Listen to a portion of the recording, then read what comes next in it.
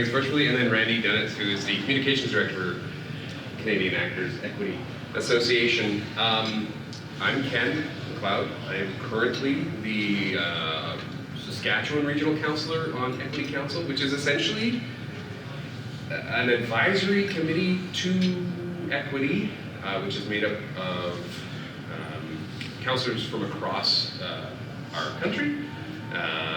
Different numbers of councillors depending on members in each location. So in Saskatchewan, we have one councillor, me. Here's a couple of former councillors who have been part of it.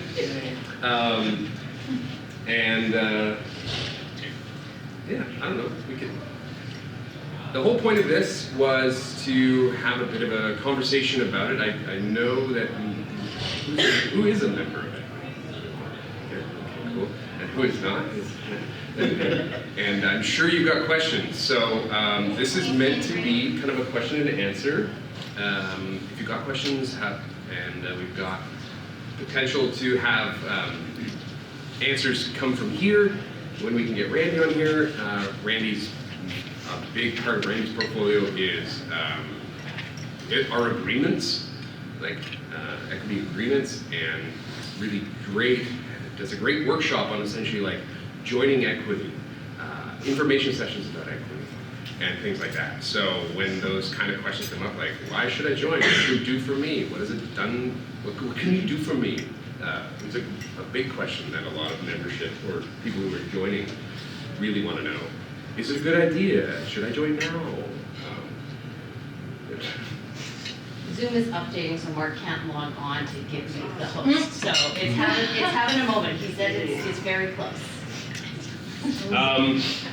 So yeah, I'm the most recent and current regional councillor for Saskatchewan. And before me, I will let you introduce yourself. Hello, my name is Joshua Beaudry. I'm the former Saskatchewan councillor. Yeah.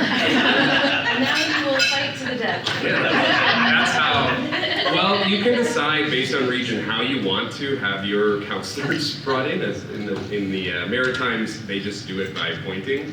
We could have a bylaw that is we must actually battle. And then previous to you was Jared Francis, and then previous to Jared was? I'm Angela Christie. I was councillor about 10 years ago, so it went me, Jared Francis, Josh, and then Ken.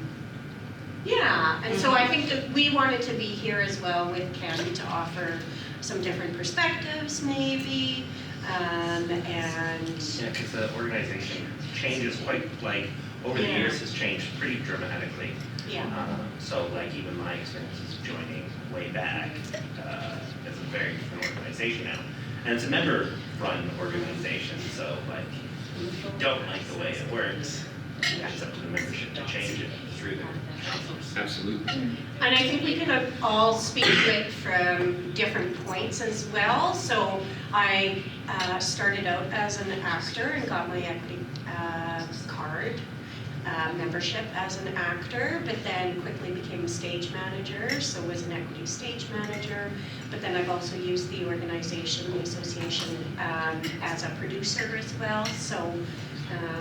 When you joined as an actor, Yes. acting is the easiest way to get into equity. So easy. Yeah, you do one contract and you're in. You can. Did you have I thought it to? was 3.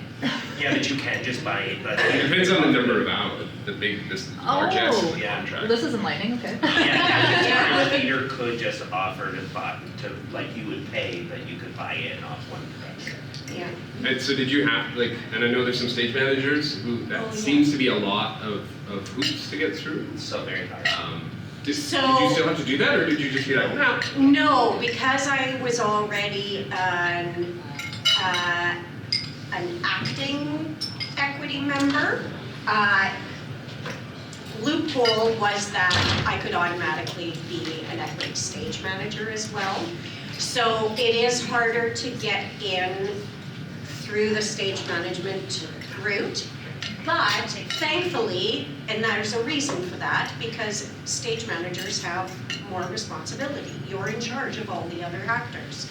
So there was a bit of animosity towards me because I joined as an actor, and it was the easy route. But I had lots of experience working with equity stage managers as an actor, so I felt like I learned that way. And I assistant stage managed before I became full SM or production stage manager too. So yeah, I got in the easy way, but I paid my dues and I did my time. So. And you served Don't on hold council it against me. Yeah. Awesome. So we're kind of a little bit more. That's the back of my head. So we got Randy up here, and then Jonathan, who some of us know as well, joining us as Saskatchewan member, joining us from Ontario. Correct, Jonathan? Yes, correct. Great. And we don't have the most elaborate system here. We've got a laptop, and so we were using my laptop mic and my laptop speakers to try and bring you into the room here for us. And so we have a light blend of both equity members, full members, and non-equity members who are here with some questions. And we've just introduced the last, two of the previous counselors for the region. And then, Randy, do you want to introduce yourself? Sure. Comms director at Equity. I'm relatively new in this equity. It's coming up on 2 years now, which feels like forever. Prior to Equity, I spent 20 years at the Montreal office. Yeah, there's about all I can say.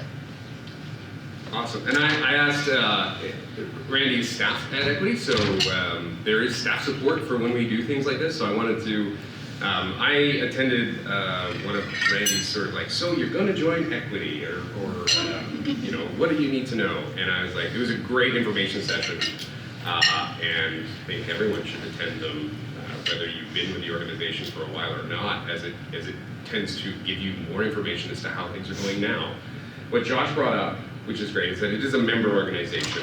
So if it's not serving you the way you want it to, you can just ask for it to change in a way and start putting momentum towards what it can do for you. So one of this kind of came up, Angela had said, hey, TheatreCon's coming up. What if we had like a thing where we talk about it? I was like, that's great. And we can sort of dispel myths or confirm myths or whatever is necessary to make the organization either appealing or send you running in the other direction if it's not right for you. Because we are in a unique part of this organization in Saskatchewan. The organization has about 6,500 members. Right now we're about 5,000. 5,000. Had a little bit of a dwindled during the pandemic. Yeah, but we're getting this again, so we're getting out there again. And we are in this region around 80 of that. There's about 80 members in the province, of which are almost entirely in Regina and Saskatoon, with 3 outliers that are in other communities, right? Just sort of in the middle of wherever. So, yeah, I guess I just wanted to open the floor up for some conversation, some reminiscing, things that are burning questions for you, especially the folks who are just thinking of joining, or I mean, there's a reason you're here and not just sitting in a bigger room eating lunch. You're in a smaller room eating lunch. Thoughts? Yes. Companies in Saskatchewan that do equity contracts. Persephone, The Globe, Shakespeare in Saskatchewan. Dancing Sky. Dancing Sky. Did not know that. Okay. Yeah. All companies can work under equity contracts. Using the DOT things? Okay. Yeah. So there are members of PACT, which is the Professional Association of Canadian Theatres, which are by law required to engage using equity contracts. And so that's the 4 we have. Forgive me if I'm missing out on one. Other organizations, yes, as just can hire artists based on a DOC contract, which stands for Dance Opera Theatre. Anybody worked on a DOC contract? Great, cool. And they tend to be where a lot of our producers find that connection when they want to hire equity artists. Example, Fair Play, which I'm a part of, hires under equity contracts when we hire equity members, and then non-equity members as well will work under similar contracts as well. Yeah. There used to be equity minimums was a thing that occurred, which was any pack theater that was hiring had to hire a certain amount of equity artists before they could hire non-equity artists. That was eliminated a few, 3, 4, 5 years I think ago. around my Yeah, okay, about 10 years ago. Yeah. Which meant that any company could hire anyone under an equity contract. And the idea, the impulse behind that was to try and increase equity, diversity, inclusion, and find members that, not artists who maybe had been not kept out, but hadn't joined the organization because of this. Which is one reason why there was a lot of equity members in the province per capita, because the pack theaters were around and they were hiring, and you would get your card and you become part of it, and you would not a guarantee of work, but Well, like Shakespeare, there was 12 actors, 2 could be non-equities. Really? Yeah, yeah. Wow. So there was a lot of strength in that as far as being a member. Like, Sure. yeah. So oftentimes, sorry, those 2 non-equity members would, and in the case of Shakespeare, would work for 2 or 3 seasons, get their equity card, and then become one of those 10, right? Yeah. So that was sort of the thought behind it. Right? Yeah. I'm sorry, they still do that? No, quotas That is don't not- exist. quotas don't exist, yeah. Yeah, yeah. Ken, I'd be curious to know the percentage of people that are non-equity that sign an equity contract for production that go on to actually become a member, because a lot of it is kind of like one and done now because of the apprentice program going away years ago and that sort of thing. And there's I'm not sure, but like, I would be curious to know how many people, sign a contract for something like Shakespeare or Persephone that are non-members and that actually go to get their equity card, because a lot of people in my eyes don't. yeah. So in a way to shift the question slightly, Yeah. it's because you start building credits at that point. Well, you did when it was the Yeah. apprentice program, right? And you would be working towards your equity membership, which isn't the case anymore, right? So I will say, Randy, is there if you sign an equity contract, you're sort of in the system, right? Yeah, you're in the system as a permittee, and you're accumulating not credits, because it's not the same sort of system that, the actor has where you're an apprentice working towards becoming a full member, you're either making the association or you're not. But you're a permittee, and you've paid filing fees because you're not yet a member, and those filing fees are what you're technically accumulating towards your joining fee. So a lot of people choose not to join equity until they can pay off the majority of their joining fee, because it's a sizable amount of money. And also sort of encourage people to make sure that they're ready for the commitment to join equity. And so we don't want to pressure anybody on their first contract. If you are looking to join, you're welcome to join, but we don't pressure you to, now you must become an equity member. So people pay that filing fee off a little bit by little bit, project by project, and then they, when they have like a decent balance left, they'll decide on that last, second to last, before they would have paid it off, and decide, okay, now I'm ready to become an equity member. Also, in terms of the quotas that used to exist, like obviously every region's a little different, they affect the other regions a little different. But one of the things about the quotas, one of the reasons that the quotas were eliminated was because it was being used by teachers in a lot of regions the other way around. It wasn't, oh, I can have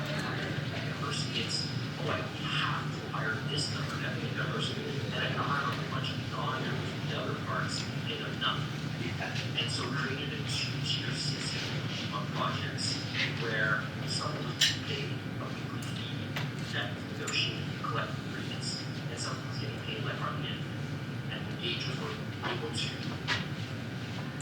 work that to their advantage in many ways, but also that there was a lot of people working on projects side by side with the same side goals, but getting far less. So part of that process of eliminating the programs is actually to eliminate this idea of having a two-tiered system where non-members are not being paid what an equity member is being paid. So now the project is a collective agreement, not just the members. It's equity basically saying our jurisdiction protects anybody working on these projects, not just who happens to be a member. There's preference engagements, and there's preference audition, and all those other things that give you benefits as a member, insurance, retirement, all those other things. But in terms of actual work, that's the principle of amendment. It's actors, PGC, Writers Guild. If you're doing the same work as the person next to you, the minimum should be the same. Someone with a lot of experience can negotiate above those minimums, but at the very least, you shouldn't have someone getting paid nothing next to someone getting paid the minimum. Yeah, like to make that point, like starting Shakespeare, I think my first season was $300 a week. Yeah. It's like a third of what everybody else was getting. At $250 was at Persephone, and I had to change the set over every night after the show as well. I just wanted to follow up on preference of engagement. Can you speak to that a little bit, Randy? Well, most of the collective agreements, and they're all a little different, but most of the collective agreements have some kind of language, some kind of clause that speaks to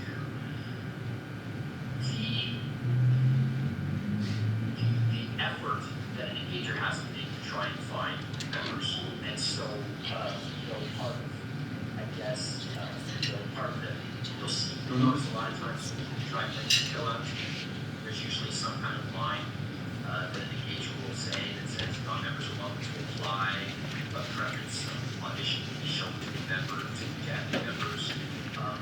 It's not a strict preference engagement in terms of applying for a work permit that says, where equity has to approve this non-member to get them a chance.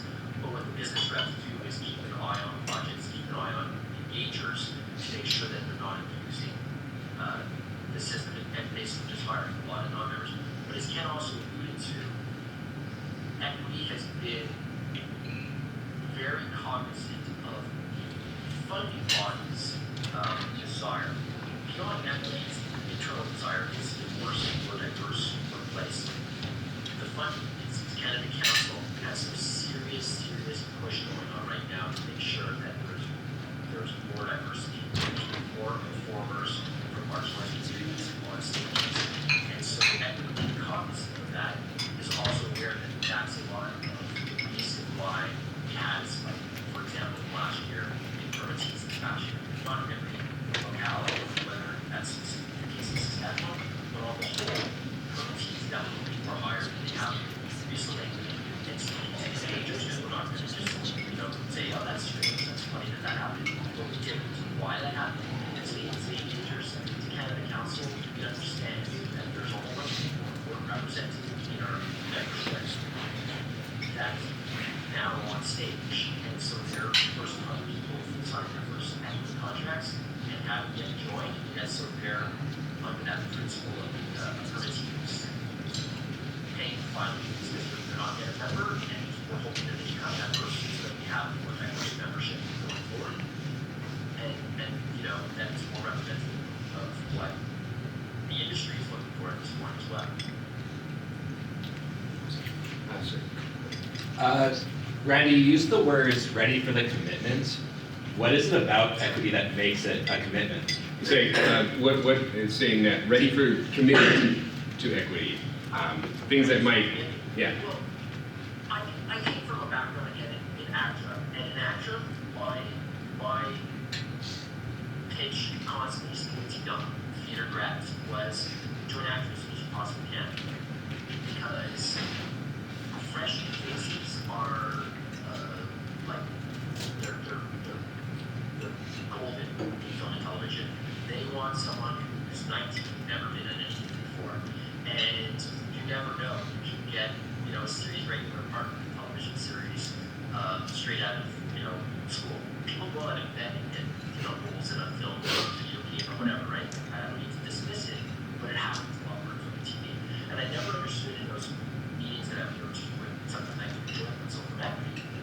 be like, no, take your time. And I couldn't understand it.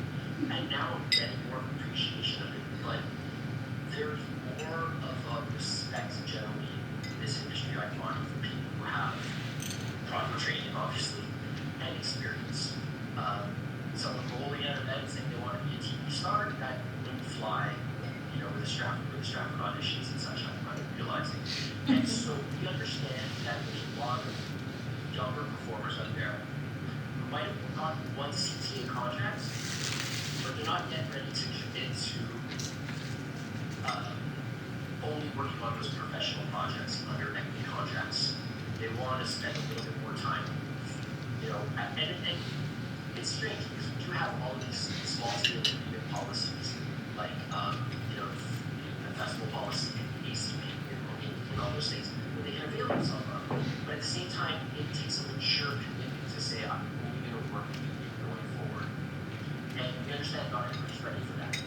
So the idea is maybe you got that one CTA contract, and now you want to dabble a little bit in some of these community theater projects before you come back and say, no, I'm committed now, I only want to work equity, I only want to be on an equity contract going forward. And anything that comes my way, I understand that either I have to find a way to have you turn it into an equity project, be it a doc where I'm the only person on a contract and no one else is, or some others work, or I can do it. And it takes a level of maturity to understand that.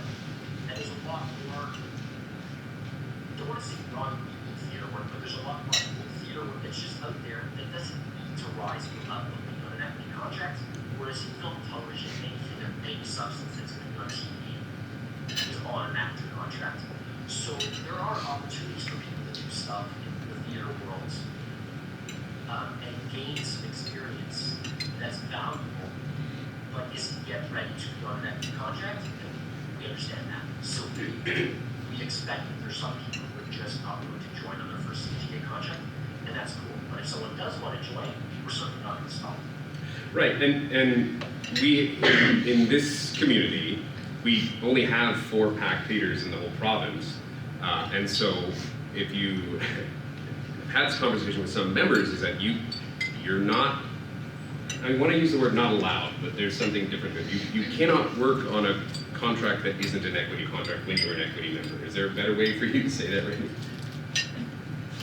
You know, it's a responsibility to accept the bylaws that, you know, we're written by members, 4 members, you accept that this is part of the responsibility I have as a member, a responsibility I have to myself, to respect myself as a professional, but a responsibility to every other member in my region as well, that you're not going to jump on and off as equity contracts.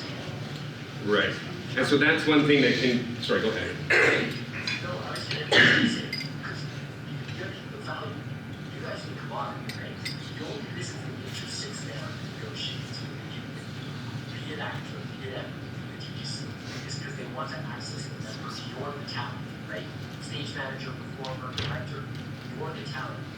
And they're willing to make sure that they're only going to pay minimums and treat people a certain way because they know that's the only way I'm getting the professional talent. If they know as an equity member I'm willing to work contract, on contract, off contract, what's the point of hiring anybody on contract, right?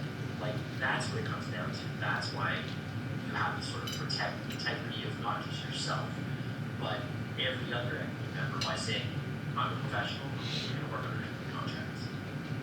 And those contracts come from producers. Yeah. It's hard to hear Randy, so maybe you've addressed what I want to talk about. I'm in the university, so I'm not an actor, and I work with different theater companies. And I think over the years there has been a lot of push, a lot of discussion around equity. And so, particularly from actors from marginalized or equity seeking or equity owed communities. If I look around here, I'm not sure how many could identify with that kind of, with that community. I wonder, and part of the discourse, obviously, is that in equity trying to do it work, it opened up a huge gap of disparity, of inequity. So I wonder, Ryan, or anybody on the team could speak to what is equity doing to be able to address those legitimate concerns? And I don't need to mention names of folks who have raised that, But it's really interesting that a lot of that agitation, well, agitation is not the right word, but a lot of that a lot of that conversation is coming from actors who are coming from equity old communities. So I just wanted to speak to that, and it's possible, like I said, it's very hard for me to hear you, maybe you've spoken to that. But just wanted to speak to that. What is equity doing to be able to address these concerns? Because we can't be quiet on them. They are very legit, and I think it's important to address them. Were you able to hear that? I think so. You're asking, if I got most of it, I think it was about what steps and actions are equity taking to address the concerns of inequity between marginalized artists, marginalized communities, and what's in the industry. Yeah, That covers it? that's the question.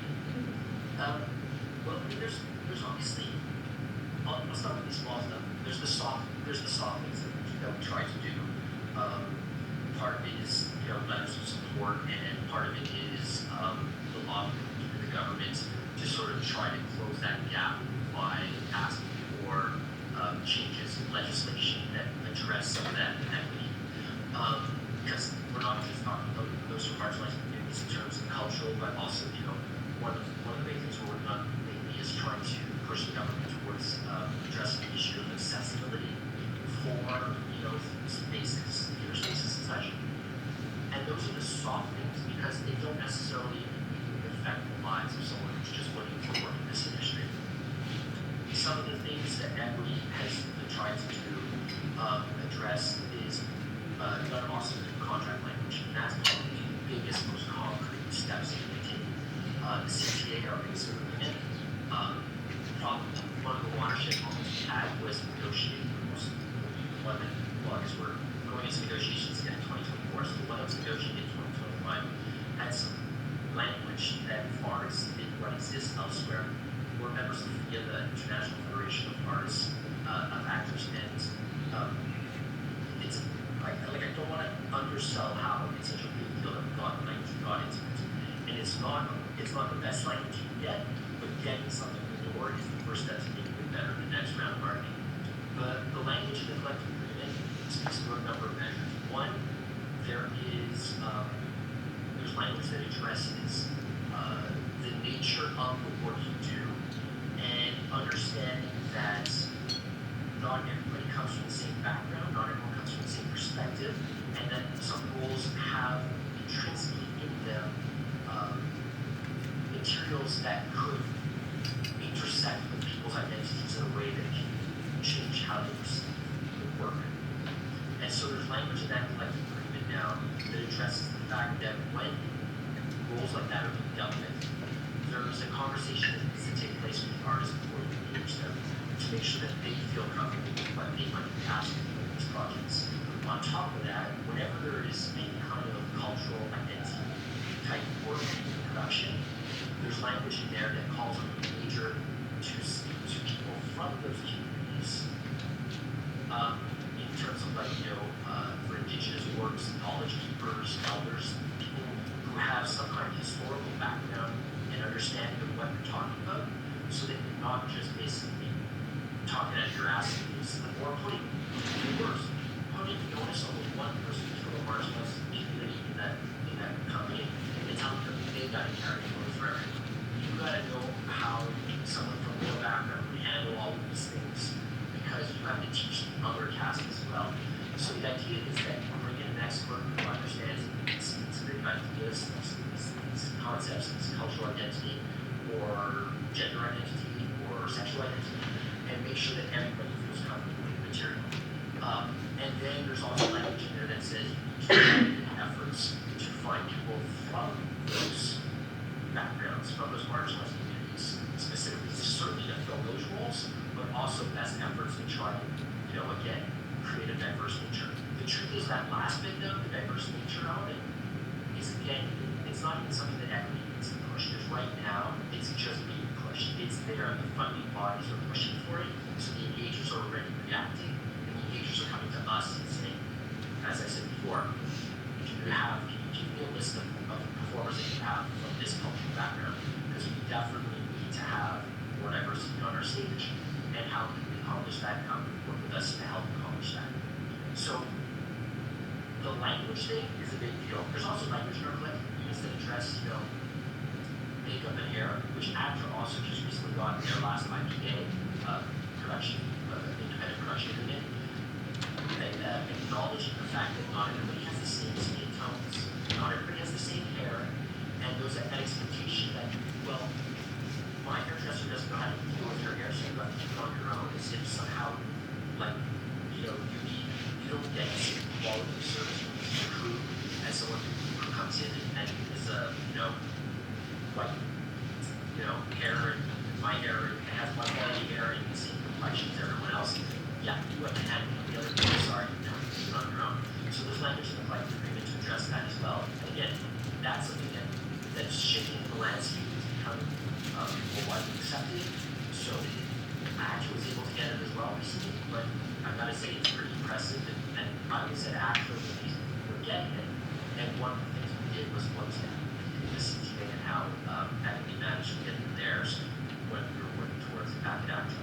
So there's certain things in the agreement that allow for better work opportunities. There's certain things in the agreement that create a better workplace for people from marginalized communities. And then there's other softer, more law push that rock up the hill to sort of just generally change the mindset of the industry that we try to do as well. So, Brian, thank you. And one more question. So, I run an art leadership program across the Western Canada with a lot of theater, most performing arts sector companies, and the theater companies that are part of it are part of PACT, that are part of that initiative. And what's interesting is that in our 12 weeks of intensive training, there's a week that we dedicate to equity and contract and all that. That is the one that dread most of these folks a lot. And part of our last conversation is around the 2024, I think it's 2024 negotiation that is happening, is that correct? Yeah. Yeah. And so part of the question that came out of that conversation is, and I wanted to ask you, and again, we don't, like I said, I'm not an actor, so my own role is to ask questions and all of that. What's equity doing to get perspectives and feedback from its members and its potential members?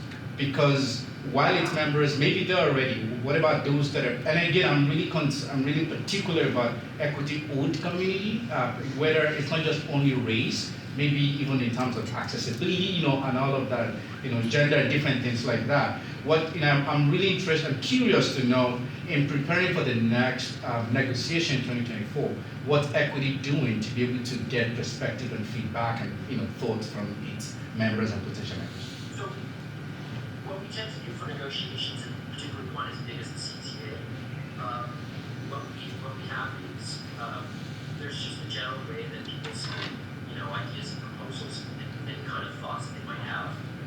We just sort of constantly announce what we sort of be negotiated upwards. The sound system? We'll do that a couple of times. People just email their thoughts. We have our liaisons, speakers which I serve many of those check are.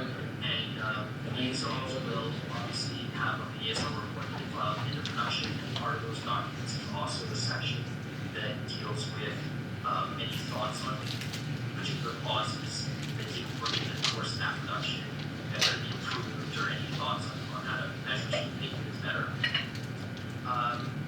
We do surveys generally, and then over the next 6 weeks, I say, well, of course, in November, we'll be holding a series of CTA focus groups with each region, as well as a separate focus group that's specific to just stage management. So people who are doing stage management in the Saskatchewan region can come to the Saskatchewan one, or they can come to Boston, and they can also come to the stage management one.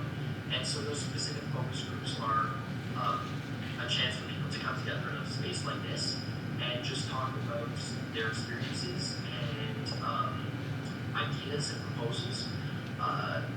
It's understood that every region is going to be a little different. The reality of your region is vastly different than the reality of Toronto, which is also very different from where I am in Montreal. So there's a sense of understanding where different people are coming from. You're obviously not negotiating a collective agreement for one region only, doing it as a national agreement, so it's something that has to work for everyone. And there's also an understanding that, you know, one thing bad that happened where a major, you know, took advantage of a clause of a project is not the basis for renegotiating an agreement. You have to understand that you're trying to get something that works and is better for everyone across the board. So with that in mind, these are all the opportunities that people have to submit ideas and a chance for people to talk to their experience. And then you have to remember that our marketing team is made up entirely of members, right? There's our executive director, and for the CTA, you'll also have Margaret, who's the manager of CTA and ITA contracts, theater agreement contracts. But beyond those two, everyone else in that room is a member on that marketing team. So that not only provides a great sounding board, because when you're in the midst of negotiations and you're hearing what the other side wants, because you always got to remember it's not just what we want, but it's what they want. There's a good opportunity to have that conversation with members with different experiences from different disciplines within that collective agreement, to have that back and forth, but also to speak to specific issues. There's nothing like sitting across the table. It is so different when you're sitting across the table. It's not, you don't want to hear Arden make some passionate plea about how something has to desperately change in the agreement. She's an executive, you know, she's a executive director, she's staff. What you want is to have a member who's in that moment, who has this happen to them, then tells the engager across the table, this is what needs to change this. Not just as I need to change, but because the industry needs this kind of change. That's how you get something that has how you're effective with your marketing. And so that's also a moment where members are participating in the negotiating process. And then of course everybody understands that once you agree at the table, everything goes back to the members and the ratification of the agreement, the understanding that yes, we like these changes, we can live with these changes, these are improvements that we agree to, that all falls back on the entire membership that worked under the terms of that previous collective agreement. So those are all the stages where members are participating in the negotiation process. Thank you, Ryan. It's good to hear you very clearly. Yay! It's all like rambling for nothing.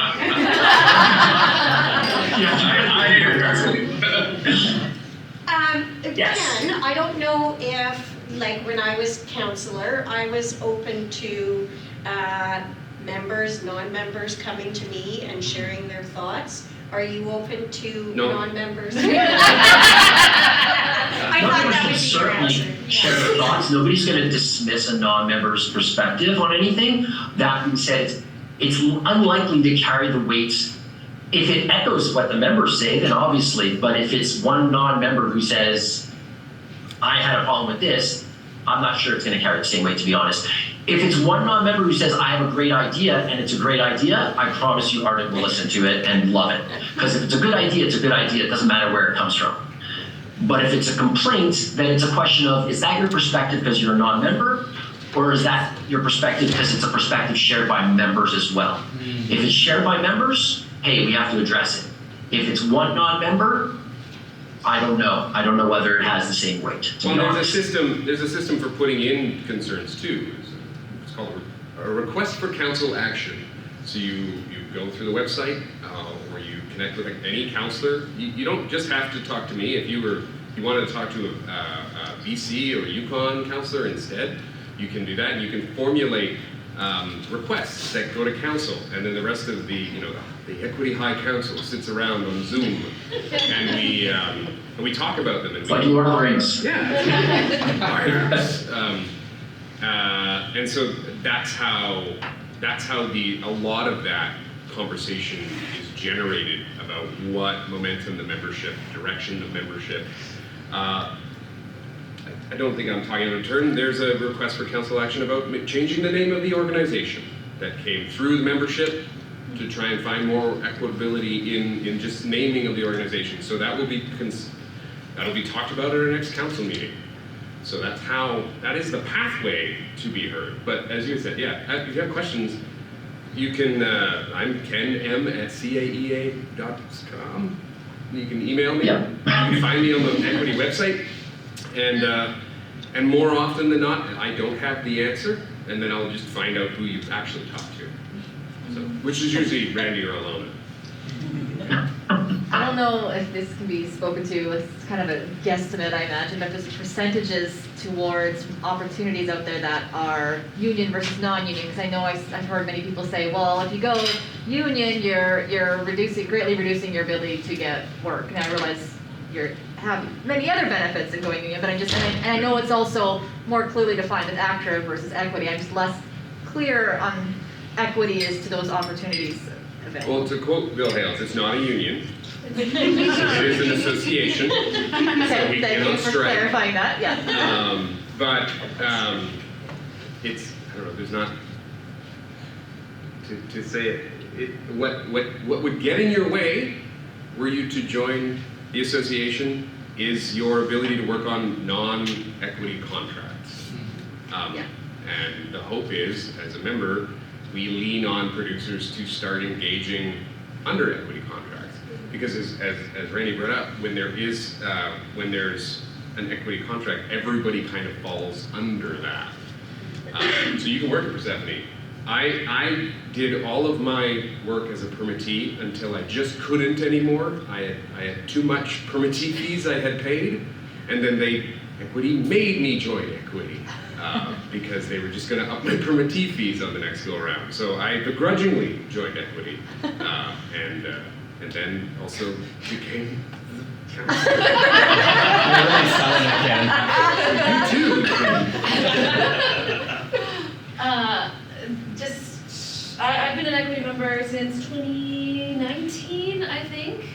And I don't work at those 4 theaters all the time. I do a lot of indie work, and it is, first-time theater producers have managed to make it a dot contract, an equity contract for me. It is possible, and in this province in particular, I really value having equity because we don't use agents, we don't have managers, and there's nobody who gives a shit about the artist when you're negotiating with the company. The company, even if it's your friend, the moment you bring money into something, there is a power dynamic that is created, and I really value having the equity contract, be it dot or otherwise, to be somebody in my corner. So I found it hasn't limited the work necessarily, it's just meant that I feel a little bit safer doing work here. And I can work out of province, which is nice That's too. good to hear. Thank you Amanda. for that, yeah. It's that idea too that Randy brought up about respect and the value, where if you join equity and you want to do a non-equity show, you respect and value your work and your experience enough to say, you must pay me. Yep. I am working for you. Now you give me the proper working conditions and the proper pay. Equity is not the bad guy. Equity is working for you and helps you, lobbies for you, demands those minimum fees. Sorry, but PACT and the producers, and I'm a producer too, we're bottom line. We need to make our budget work, right? Okay, so whatever we can do to pay you less, we would do. Yeah. Yeah.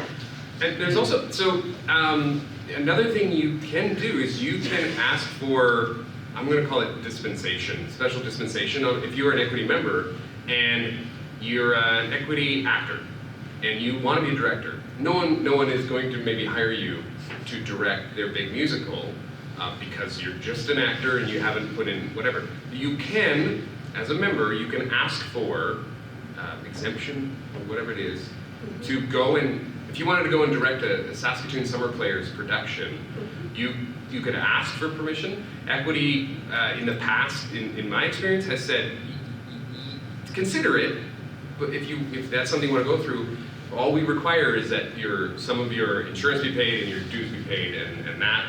But if you want to do it for free, it can kind of fall on you. But you have to say but I'm not getting the opportunities. If something's getting in your way, it's not like you're trying to find a loophole, but you're finding a way to get the experience you need, still be supported in a way. Does that make sense? Mm-hmm. Okay. Well, and after being an equity member for 30 years, went to direct a show with Ken. I think the conversation took 10 minutes. That obviously I wasn't a director, I was actually considered an emerging artist. And it was a very simple process by being upfront about the whole thing. And yeah, it took about a 10-minute conversation to prove that I'm not a director in 2 ways.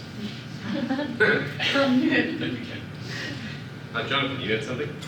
I just wanted to ask more people in the room who have been equity members for a while. I'm very new to the organization. I joined 5 months ago, and when you talked about dispelling myths earlier, one thing that came up was that like the 4 houses, especially in the province of Saskatchewan, had to hire a certain percentage of equity members. And that wasn't a thing anymore. I and I think a lot of people in my circle did not actually know that was not a thing anymore.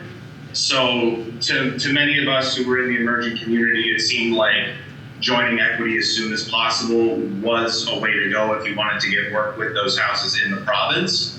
So when I got a contract out here, I joined as soon as possible. And now that I'm starting to come up with some of those questions are starting to come up about more independent projects or small scale projects.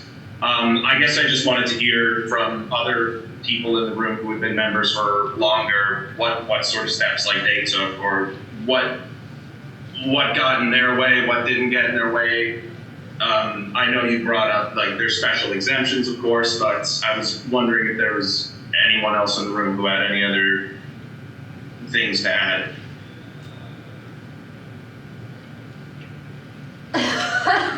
I've done, like Amanda and a few others, I've done a fair amount of like dot contracts, which is them saying we want, like directing the Gay Card last year. I was the only equity member on that production, and I got paid through a dot contract that came through. Now, luckily that show had funding to make that available. Otherwise, I wouldn't have been able to do it. So DOT has been a big one. You know, the ACP, as Randy had said, is the artist collective policy, where a group of equity artists can get together and say, we want to do this show. And it's essentially like a shares. You know, we're going to do the show, and whatever we make at the end, we're going to split. And you sort of file that contract with equity. And they just sort of want to know at the end of the day, you know, they want to make sure that the dues are paid and the insurance is covered and that your RSPs have gotten into place. And the rest of that afterwards, you know, you can split your $40 from your 60-person production. So the DOTS and the ACP contract is a type of contract within the equity that you could Yes, those are okay. yeah, So there are agreements. different ones. Okay. And there are others. There's Indie, there's just CTA, which is Canadian Theatre Agreement. There's not the Tangerine anymore. No.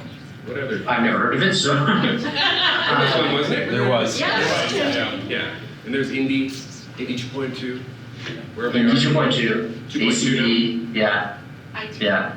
There's ITA. well, there's other ones like there's ITA, which is essentially the same. It's exactly the same as the CTA, except it's an engager who's decided they don't want to join PACT, so therefore they can't sign the CTA. They sign the ITA. So someone who'd be producing the same level production as a CTA engager, but decides they don't want to be a member of PACT.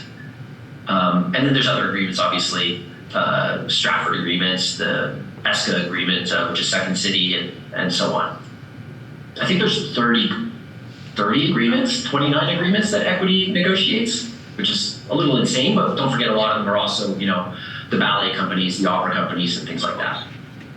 Is it all listed on your website? Yep. Okay. Yeah. I feel like most of the work that I do as an actor has been indie work, and it's relatively accessible for producers and pals who want to make that work to like, because we all want to get paid, so they're also working to get the funding secured so that everybody can be employed fairly. Like that's a principle that people bring into their producing. And you know, if a company refuses to do equity contracts at all, I ask myself why, and wonder if they are ultimately going to take advantage of artists, if it's a reason other than finances. So it's like, it's helpful in a way because it helps me see who cares about treating people fairly and who may be focusing on something else. Going to the show tonight, Ernst & Young, you're a consultant on it. How does that play? Oh, that was, yeah, that is out of scope. Okay, So completely. we're not a union, it's out of scope, yeah. Okay. That's the answer to that. Intimacy directors are correct? No, intimacy directors, Oh, yeah. oh, sorry. Yeah, but that's still, Oh, in- there's a yeah. consultant. Oh, yeah. How about fight directors? They're part of equity. They're part of equity. And intimacy directors are the most recent addition to equity. So, Yeah, that's right. this is great. So Yeah. personal interest, equity fight director, how would you become one of those? How would you become an equity You fight have to director? fight another equity. Somebody calls Don't make a 10 of those. You gotta beat up Danny. And Ian at the same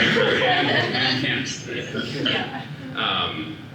But, sorry, I guess, is it, you have Andy? I don't know. Fight directors are, I believe fight directors are one of the few areas like directors and choreographers where, and similarly stage managers, where there is a sort of apprenticeship in place where you have to create a body of work essentially by earning, I want to say credits, but I don't want to confuse it with people who have experience with ACTA where it's like that's a numerical value of, okay, you have 3 credits, now you become an ACTA member.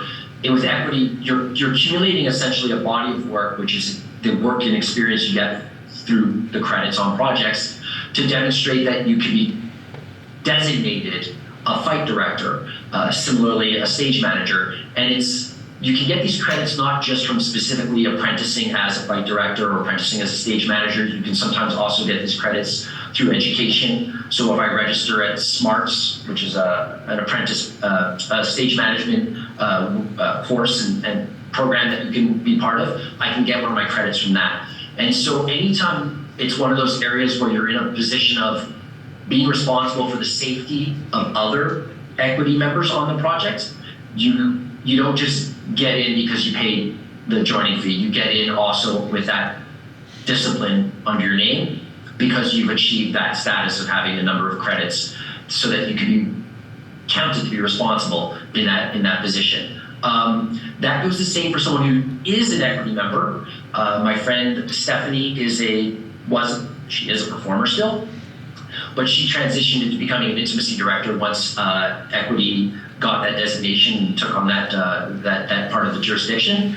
And so to change in our designation profile back-end system, her designation from performer to intimacy director, she had to go through the steps. Even though she was still an equity member, she had to go through the steps and demonstrate that she had that portfolio and that body of work and all the credits that she needed to change her designation to intimacy director, so that when engagers come to us and say, can you give us a list of your intimacy directors, her name can be on that list because we can feel confident that we're not just giving out someone who says they want to be an intimacy director, but someone who has the proper training and experience to do that role. So it's similar for fight directors as well, and choreographers and directors. Which is why, as Ken was saying, when you came and applied for that exemption from equity, you came as a performer and wanted the exemption because you wanted to do something that's outside of the discipline that we have you categorized as. And that's why the exemption was allowed, so that you can gain that experience. Because equity doesn't want to stop you from gaining experience and getting more, disciplines under your belts, work opportunities that way. We just need to make sure that we're not telling people you can do something because of that stamp of approval. We can't have them thinking you are a fight director when you don't have the experience to actually do that yet. Does that make sense? I know it was kind of convoluted. So I think we probably have time for like another question or something like that as we want to get on with things too.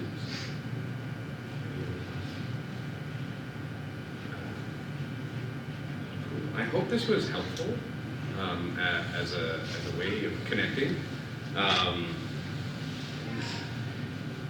fringe shows. Is there any impediment to equity actors working in fringe shows?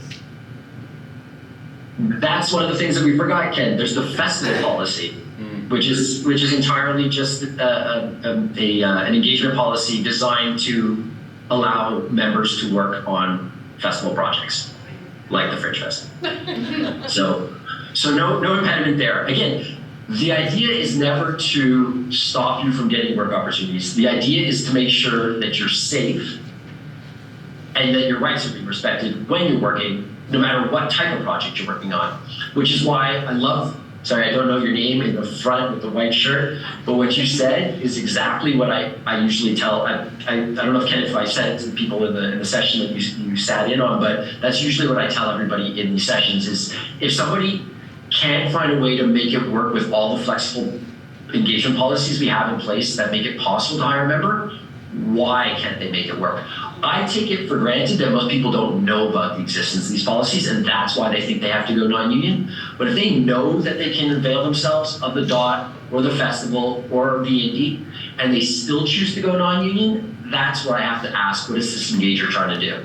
Like, what's the ulterior motive? Because there's a way to make it work no matter what your budget is, even if you have no budget. There's a way to make it work.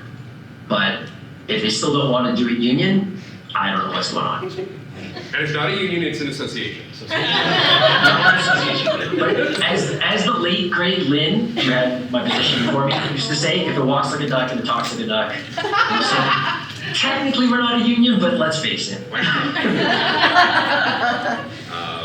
Awesome. Well, thanks, Randy. Thanks for coming. No problem. You see you at council on Monday, Ken. See you there, yeah. All right. Monday and next weekend. All right.